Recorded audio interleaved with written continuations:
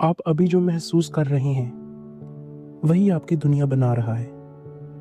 ये वाक्य सुनने में साधारण लगता है, पर अगर आप एक पल ठहर कर इसे भीतर उतरने दें तो आपको एहसास होगा कि आपकी पूरी जिंदगी की दिशा अक्सर किसी विचार से नहीं, किसी भावना से तय होती है। आप किसी से मिलते हैं और बिना कारण अच्छा या असहज महसूस करते हैं। आप कोई निर्णय लेते हैं और बाद में समझाते हैं कि वह तर्कसंगत था, जबकि सच में उसे चुपचाप किसी भाव ने जन्म दिया था। हम सोचते हैं कि हम अपने दिमाग से जी रहे हैं, लेकिन हम अपने दिल की अनदेखी लहरों पर तैर रहे होते हैं। यही शांत लेकिन गहरी सच्चाई सामने लाती है किताब emotional intelligence in everyday life. यह किताब हमें भावनाओं को दबाने या उनसे भागने की सलाह नहीं देती। यह हमें सिखाती है कि भावनाएं हमारे भीतर की भाषा है। अगर हम इस भाषा को पढ़ना सीख लें तो हम खुद को और दूसरों को कहीं अधिक स्पष्टता से समझ सकते हैं। हम अक्सर बचपन से ये सीखते हैं कि बहुत ज्यादा भावुक होना ठीक नहीं, रोना कमजोरी है, गुस्सा करना बुरा है, डर दिखाना शर्म की बात है। धीरे धीरे हम अपने भीतर एक पर्दा डाल देते हैं। हम अपनी असली भावनाओं को शब्द नहीं देते, लेकिन वे कहीं जाती नहीं। वे हमारे व्यवहार में, हमारे फैसलों में, हमारी आवाज के उतार चढ़ाव में दिखाई देती रहती है। भावनात्मक बुद्धिमत्ता का पहला कदम यही है कि हम इस पर्दे को थोड़ा हटाएं और देखें कि भीतर सच में क्या चल रहा है। किताब ये समझाती है कि भावनात्मक बुद्धिमत्ता यानी इमोशनल इंटेलिजेंस कोई रहस्यमय गुण नहीं है, बल्कि एक क्षमता है, एक कैपेसिटी है। जैसे पढ़ना लिखना सीखा जाता है, वैसे ही भावनाओं को पहचानना और समझना भी सीखा जा सकता है। सबसे पहले हमें यह स्वीकार करना होता है कि भावनाएं दुश्मन नहीं है, वे संकेत हैं। अगर हमें डर लग रहा है तो शायद कोई खतरा महसूस हो रहा हो। अगर हम उदास हैं तो शायद कोई हानि हुई है। अगर हम गुस्से में हैं तो शायद हमारी कोई सीमा लांघी गई है। हर भावना अपने साथ एक संदेश लाती है, लेकिन हम अक्सर संदेश पढ़े बिना ही प्रतिक्रिया दे देते हैं। किसी ने कुछ कहा और हम तुरंत भड़क उठे। बाद में पछतावा होता है। अगर उस क्षण में हम ठहर पाते तो शायद समझ पाते कि हमें गुस्सा नहीं, चोट लगी थी, और चोट को गुस्से से नहीं, समझ से संभाला जाता है। यही ठहराव भावनात्मक बुद्धिमत्ता का मूल है। किताब में यह भी बताया गया है कि भावनाएं हमारी सोच को रंग देती हैं। जब हम प्रसन्न होते हैं तो हमारा दिमाग अधिक खुला होता है। हम रचनात्मक सोचते हैं, नए विचारों को अपनाते हैं। जब हम चिंतित होते हैं तो हमारा ध्यान खतरे पर केंद्रित हो जाता है, हम सतर्क हो जाते हैं। इसका मतलब यह है कि भावनाएं केवल अनुभव नहीं है, वे हमारे सोचने के तरीके को भी बदलती हैं। इसीलिए उन्हें समझना बेहद जरूरी है। कल्पना कीजिए कि आप किसी महत्वपूर्ण बातचीत में जा रहे हैं। अगर आपके भीतर पहले से ही असुरक्षा है तो आप सामने वाले की हर बात को आलोचना की तरह सुन सकते हैं। लेकिन अगर आपके भीतर शांति है तो वही शब्द आपको सुझाव लग सकते हैं। शब्द वही हैं, लेकिन आपका आंतरिक भाव उन्हें अलग अर्थ दे रहा है। भावनात्मक बुद्धिमत्ता हमें यह सिखाती है कि पहले अपने भीतर के भाव को पहचानें, ताकि हम दुनिया को गलत चश्मे से ना देखें। इस किताब में भावनाओं को 4 मुख्य क्षमताओं के रूप में समझाया गया है। पहली है भावनाओं को पहचानना। ये सुनने में सरल लगता है, पर वास्तव में ये बहुत गहरा कौशल है, स्किल है। कई लोग ये भी नहीं पहचान पाते कि वे इस समय दुखी हैं या केवल थके हुए हैं। वे बस चिड़चिड़े हो जाते हैं। अगर वे रुककर पूछें कि मैं अभी क्या महसूस कर रहा हूं, तो शायद उन्हें पता चले कि वे निराश हैं, क्योंकि उनकी उम्मीद पूरी नहीं हुई। दूसरी क्षमता है भावनाओं का उपयोग करना। इसका अर्थ है भावनाओं को सोच में शामिल करना। अगर हमें किसी काम को लेकर उत्साह है तो वह ऊर्जा हमें आगे बढ़ाती है। अगर हमें हल्का डर है तो वह हमें तैयारी करने के लिए प्रेरित करती है। भावनाएं सही तरह से समझी जाएं तो वे मार्गदर्शक बन जाती हैं। तीसरी क्षमता है भावनाओं को समझना।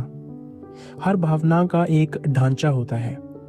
दुख से निराशा बन सकती है, निराशा से हताशा, प्रेम से लगाव बन सकता है, लगाव से डर कि कहीं खो ना दें।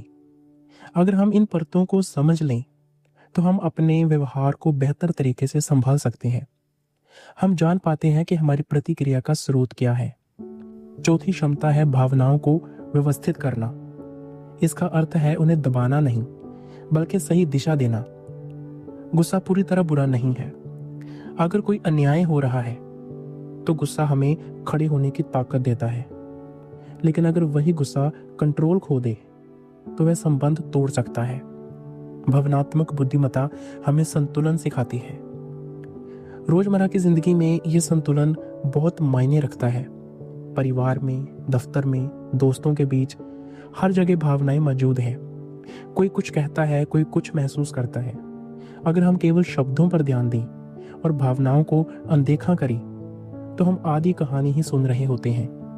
लेकिन अगर हम भावनाओं को भी सुने तो समझ गहरी हो जाती है। किताब यह भी बताती है कि भावनात्मक बुद्धिमत्ता का संबंध केवल व्यक्तिगत खुशी से नहीं, बल्कि सफलता और संतोष से भी है। जो लोग अपनी भावनाओं को समझते हैं वे तनाव में भी संतुलित रह पाते हैं। वे गलतफहमियों को जल्दी सुलझा लेते हैं। वे अपने लक्ष्य की ओर बढ़ते हुए रिश्तों को टूटने नहीं देते। सबसे महत्वपूर्ण बात यह है कि यह क्षमता बदली जा सकती है।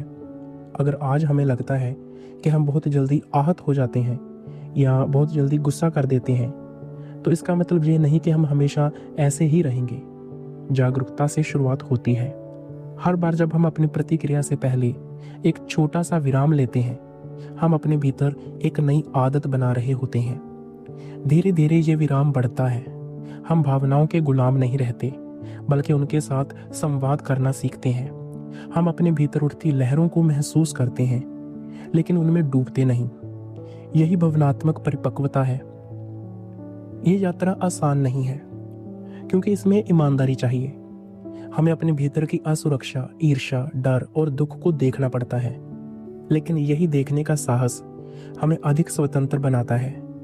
जब हम खुद को समझते हैं तो हम दूसरों से कम उम्मीदें और अधिक समझ रखते हैं। और शायद यही इस पुस्तक का सबसे शांत संदेश है कि भावनाओं से भागना नहीं है, उन्हें समझना है। क्योंकि जब हम अपनी भावनाओं को समझ लेते हैं तब हम केवल बेहतर फैसले नहीं लेते, हम बेहतर इंसान भी बनते हैं। कभी आपने गौर किया है कि एक ही घटना दो लोगों को बिल्कुल अलग तरह से प्रभावित कर सकती है? वही शब्द, वही परिस्थिति, वही समय, लेकिन एक व्यक्ति शांत रहता है और दूसरा भीतर से हिल जाता है। फर्क घटना में नहीं होता, फर्क उस भावनात्मक ढांचे में होता है जिसके सहारे हम दुनिया को देखते हैं। और यही वह जगह है जहां भावनात्मक बुद्धिमत्ता हमारे जीवन की दिशा बदलने लगती है। जब हम रिश्तों की दुनिया में प्रवेश करते हैं तो भावनाएं और भी जटिल हो जाती हैं। परिवार हो, मित्र हो या जीवन साथी, हर संबंध केवल शब्दों पर नहीं चलता, वह उन अनकहे संकेतों पर चलता है जिन्हें हम महसूस करते हैं। अगर किसी ने कहा कि वह ठीक है, लेकिन उसकी आवाज में हल्की थकान है, तो भावनात्मक रूप से सजग व्यक्ति उस थकान को सुन लेता है। वह केवल जवाब नहीं देता, वह जुड़ता है। किताब ये बताती है कि भावनात्मक बुद्धिमत्ता का सबसे स्पष्ट प्रभाव हमारे संबंधों में दिखाई देता है। जो व्यक्ति अपनी भावनाओं को पहचानता है वह दूसरों की भावनाओं के प्रति भी अधिक संवेदनशील होता है। ये संवेदनशीलता कमजोरी नहीं, बल्कि गहराई है। इससे संवाद में कोमलता आती है, गलतफहमियां जल्दी सुलझती हैं, क्योंकि हम केवल ये नहीं देखते कि सामने वाला क्या कह रहा है, बल्कि ये भी समझने की कोशिश करते हैं कि वह ऐसा क्यों कह रहा है। बहुत बार झगड़े शब्दों से नहीं, असुरक्षाओं से पैदा होते हैं। अगर भीतर डर है कि कहीं मुझे महत्व नहीं दिया जा रहा है, तो छोटी सी बात भी अपमान लग सकती है। अगर भीतर पहले से ही तनाव है, तो सामान्य सुझाव भी आलोचना जैसा लग सकता है। भावनात्मक बुद्धिमत्ता हमें यह सिखाती है कि हर प्रतिक्रिया के पीछे कोई भावना होती है और हर भावना के पीछे कोई अधूरी जरूरत। जब हम अपनी जरूरतों को पहचान लेते हैं तो हम उन्हें शांत तरीके से व्यक्त कर सकते हैं। हम कह सकते हैं कि मुझे ये बात चुभी क्योंकि मैं सुना जाना चाहता था। ये कहना गुस्से से कहीं अधिक प्रभावी होता है। इससे संबंध टूटते नहीं बल्कि मजबूत होते हैं। कामकाजी जीवन में भी भावनात्मक बुद्धिमत्ता की भूमिका उतनी ही महत्वपूर्ण है। किसी दफ्तर में केवल कौशल पर्याप्त नहीं होता, वहां सहयोग चाहिए, विश्वास चाहिए, धैर्य चाहिए। अगर कोई सहकर्मी गलती करता है तो हम तुरंत आक्रामक हो जाते हैं, तो माहौल तनावपूर्ण हो जाता है। लेकिन अगर हम पहले अपनी निराशा को पहचान लें और फिर शांत स्वर में बात करें तो समस्या सुलझ सकती है। किताब में यह भी बताया गया है कि भावनाएं हमारे फैसलों को गहराई से प्रभावित करती हैं। हम अक्सर सोचते हैं कि हमने तर्क से फैसला लिया है, लेकिन वास्तव में हमारे मन का झुकाव पहले ही तय कर चुका होता है कि हम किस ओर जाएंगे। भावनात्मक रूप से बुद्धिमान व्यक्ति अपने इस झुकाव को पहचानता है। वह खुद से पूछता है कि क्या मैं ये निर्णय डर के कारण ले रहा हूं या अवसर के कारण? क्या मैं गुस्से में प्रतिक्रिया दे रहा हूं या सच में कोई सीमा तय कर रहा है? तनाव की स्थिति में ये समझ और भी महत्वपूर्ण हो जाती है। जब जीवन में अनिश्चितता बढ़ती है तो भावनाएं तीव्र हो जाती हैं। चिंता, बेचैनी, असुरक्षा मन को घेर लेती है।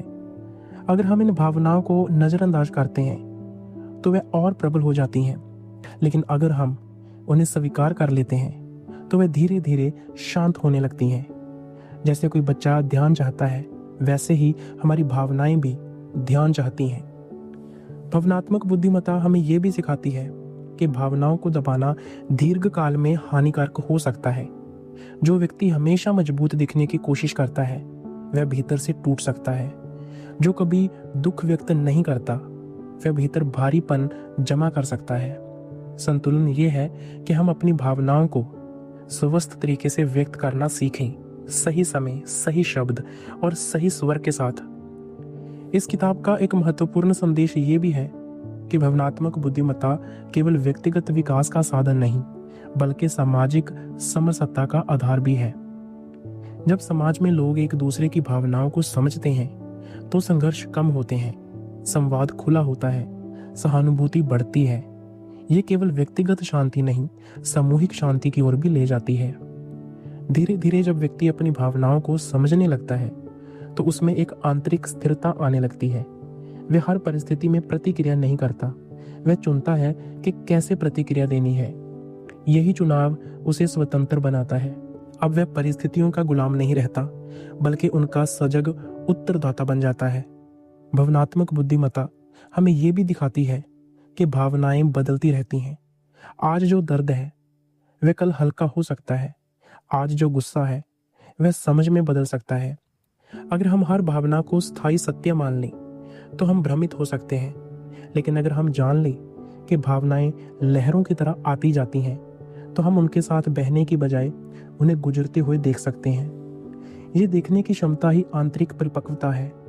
जब हम अपनी भावनाओं को बिना निर्णय के देख पाते हैं तो हम उनमें फंसते नहीं, हम उन्हें अनुभव करते हैं, उनसे सीखते हैं और फिर आगे बढ़ते हैं। धीरे धीरे ये अभ्यास हमारी पहचान का हिस्सा बन जाता है।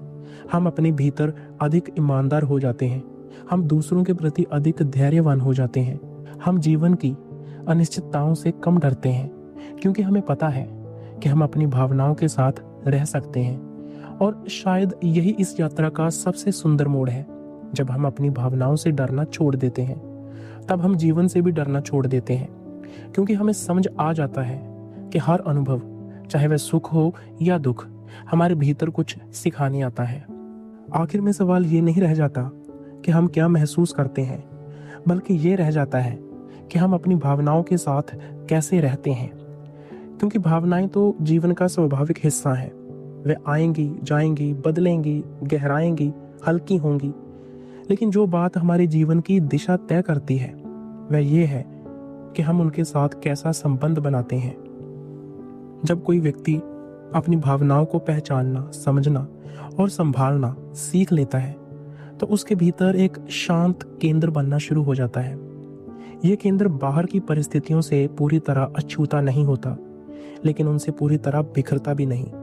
जीवन में उतार चढ़ाव आते रहते हैं, सफलता मिलती है, असफलता भी मिलती है, लोग साथ देते हैं, कभी कभी छोड़ भी जाते हैं, लेकिन अगर भीतर भावनात्मक संतुलन है तो व्यक्ति हर अनुभव को सीख की तरह ग्रहण करता है, ना कि टूटन की तरह। भावनात्मक बुद्धिमत्ता का सबसे गहरा प्रभाव आत्मबोध पर पड़ता है। जब हम अपने भीतर की भावनाओं को ध्यान से सुनते हैं तो हमें अपनी असली जरूरतों का पता चलता है। कई बार हम बाहर की उपलब्धियों के पीछे भागते रहते हैं, लेकिन भीतर की खाली जगह नहीं भरती।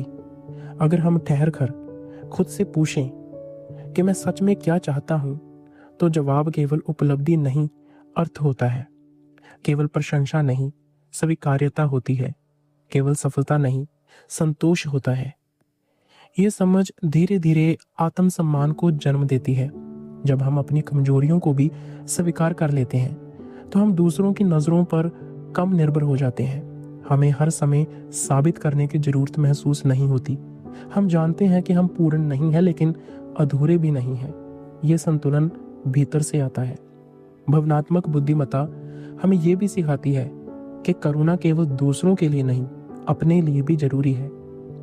हम अक्सर खुद के साथ बहुत कठोर होते हैं। छोटी गलती पर खुद को दोष देते हैं, असफलता पर खुद को अयोग्य मान लेते हैं। लेकिन अगर हम अपनी भावनाओं को समझते हैं तो हम ये भी समझते हैं कि हर गलती के पीछे कोई मानवीय कमजोरी होती है और हर कमजोरी सीखने का अवसर बन सकती है। जब हम अपने प्रति कोमल होते हैं तो दूसरों के प्रति भी सहज हो जाते हैं। हमें हर व्यक्ति में केवल उसका व्यवहार नहीं, उसकी परिस्थिति भी दिखाई देने लगती है।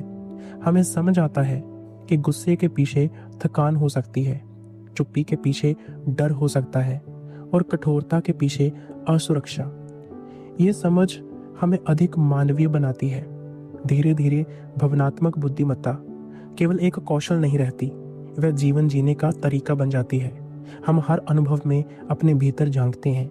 हम पूछते हैं कि ये अनुभव मुझे क्या सिखा रहा है। हम अपने संबंधों में अधिक सचेत रहते हैं। हम अपनी प्रतिक्रियाओं को चुनते हैं, बजाय इसके कि वे हमें खींच ले जाएं। जीवन में कुछ क्षण ऐसे आते हैं जब सब कुछ अनिश्चित लगता है, भविष्य धुंधला होता है। ऐसे समय में बाहरी समाधान हमेशा तुरंत उपलब्ध नहीं होते, लेकिन अगर हमारे भीतर भावनात्मक स्थिरता है तो हम उस धुंध में भी खड़े रह सकते हैं। हम जानते हैं कि डर एक भावना है, कोई स्थायी सत्य नहीं। हम उसे महसूस कर सकते हैं, लेकिन उससे प्रभाषित नहीं होते। इस यात्रा का अंतिम अर्थ शायद यही है कि हम खुद से दूर ना रहें। हम अपने भीतर के अनुभवों को अनदेखा ना करें। जब हम अपनी भावनाओं को सुनते हैं तो हम अपने अस्तित्व के करीब आते हैं। हम केवल प्रतिक्रिया देने वाले प्राणी नहीं रहते, बल्कि समझ के साथ जीने वाले इंसान बनते हैं। भावनात्मक बुद्धिमत्ता हमें पूर्ण नहीं बनाती, लेकिन हमें जागरूक बनाती है। ये हमें गलतियां करने से नहीं रोकती, लेकिन हमें उनसे सीखने का साहस देती है। ये हमें दुख से मुक्त नहीं करती, लेकिन दुख को अर्थपूर्ण बना देती है। ये हमें जीवन के तूफानों से बचाती नहीं, लेकिन हमें उनके बीच संतुलन बनाकर चलना सिखाती है। और अंत में शायद यही सबसे बड़ा उपहार है। जब हम अपनी भावनाओं के साथ मित्रता कर लेते हैं तो जीवन से लड़ना बंद कर देते हैं। हम उसे स्वीकार करते हैं, उसके साथ बहते हैं, उससे सीखते हैं। हम जानते हैं कि हर दिन नया है, हर अनुभव अस्थायी है और हर भावना हमें कुछ सिखाने आई है। तब जीवन केवल घटनाओं की श्रृंखला नहीं रहता, वह एक गहरी, शांत और सतत यात्रा बन जाता है। एक ऐसी यात्रा जिसमें हम खुद को खोते नहीं, बल्कि धीरे धीरे खुद को पाते जाते हैं।